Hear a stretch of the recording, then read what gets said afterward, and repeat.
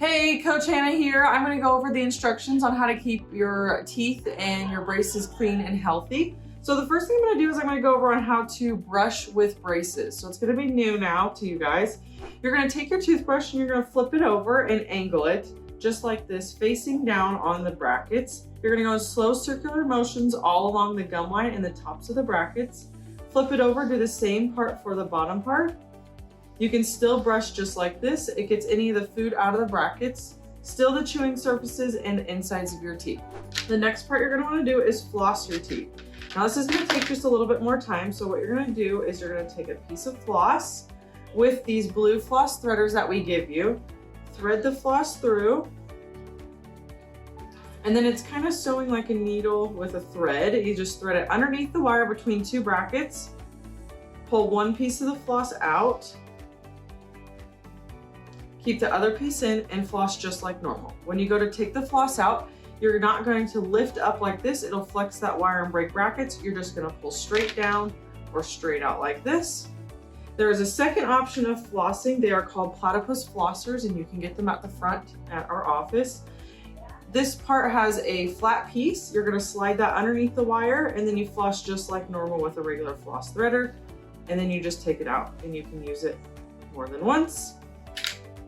The next thing I'm going to go over is wax. So if you have any poking wires or broken brackets and you can't get into our office, you take just a tiny little piece of wax, roll it into a little ball to get it soft, and say for some reason this hook is bothering you back here, place it on the bracket or the hook, push it down firmly, and then it forms so that way it's a soft spot for your cheek.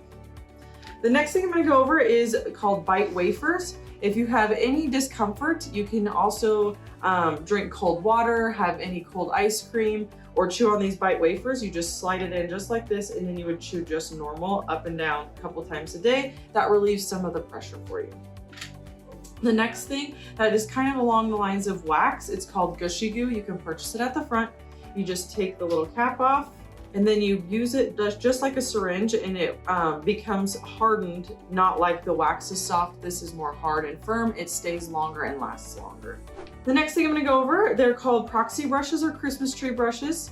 You just slide it in like a toothbrush and slide it right back out. Same thing with the floss. You don't wanna lift up. It will flex that wire and break brackets off, so just pull straight back down. You can use it anywhere in the mouth. It's just kind of like a mini toothbrush. So everything I just went over is very important, so that way you don't have to come in for extra appointments for emergencies, so that way you don't break brackets, have poking wires, anything like that. You can take care of it at home. The next thing I'm going to go over is this little pamphlet that you will be getting today. On the middle part is the most important.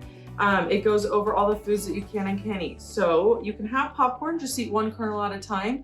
Make sure you floss right after. No hard, sticky, chewy candy, so nothing like Tootsie Rolls, suckers, anything like that.